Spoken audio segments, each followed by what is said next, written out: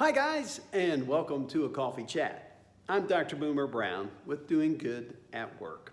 Well, this month we're going to talk about personal finance.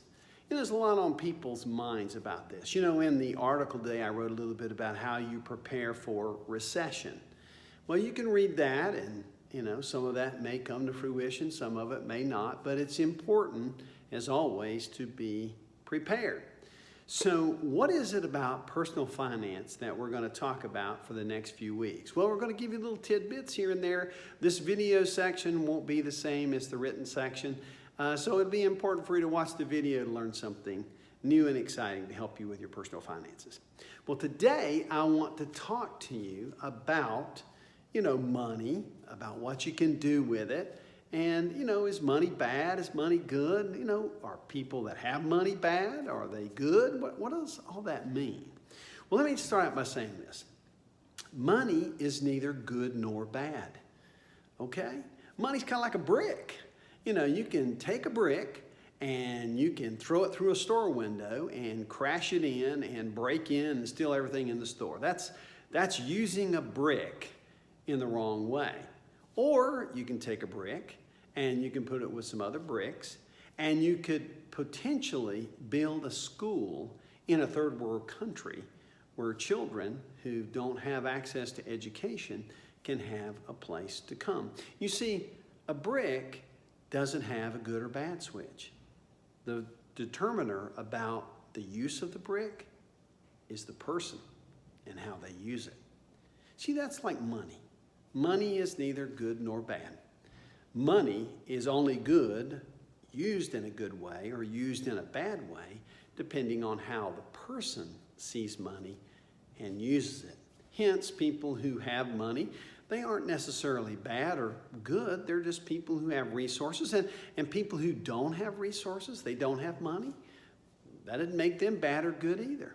See, it's how we think and we act with our money. So I want to give you 5 things today to talk to you a little bit about what you can do with money. Okay, so here we go. This is something that you probably already know. Maybe you can share it with your kids, share it with your spouse, share it with your friends, wherever it is. But it's 5 things that you can do with money. Here's a cool thing. You can make some.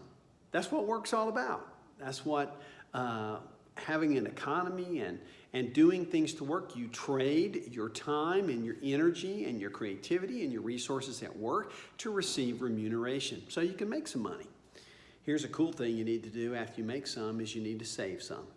Okay, it's the second thing you can do is save some money. Put some away.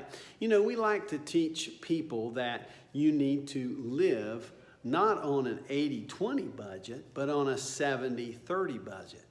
You need to give 10%, you need to invest 10%, and you need to save 10%, and you need to learn to live on 70%.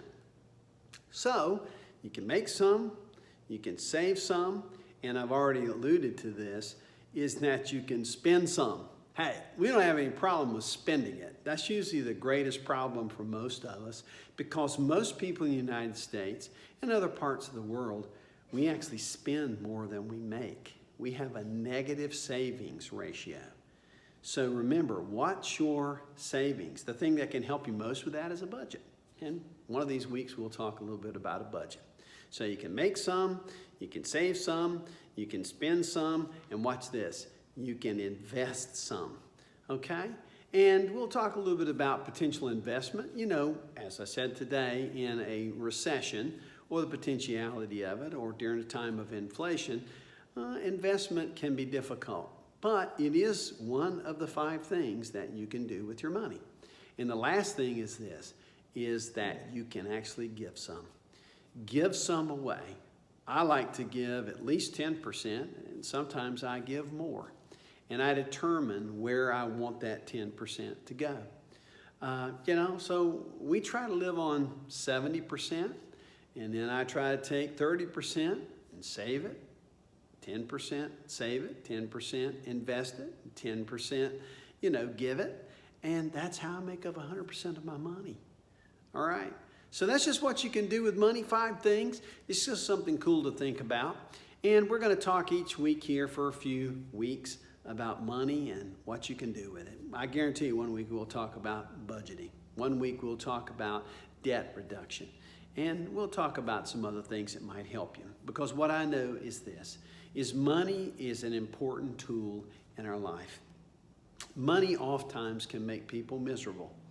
It is probably the one or the first or second thing in a marriage that causes disruption or in any relationship. Whether it's a business relationship, it's a marriage, it's boyfriend, girlfriend, significant other, whatever it is.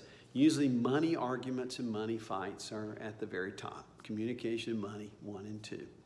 There's other things about money that can complicate our lives.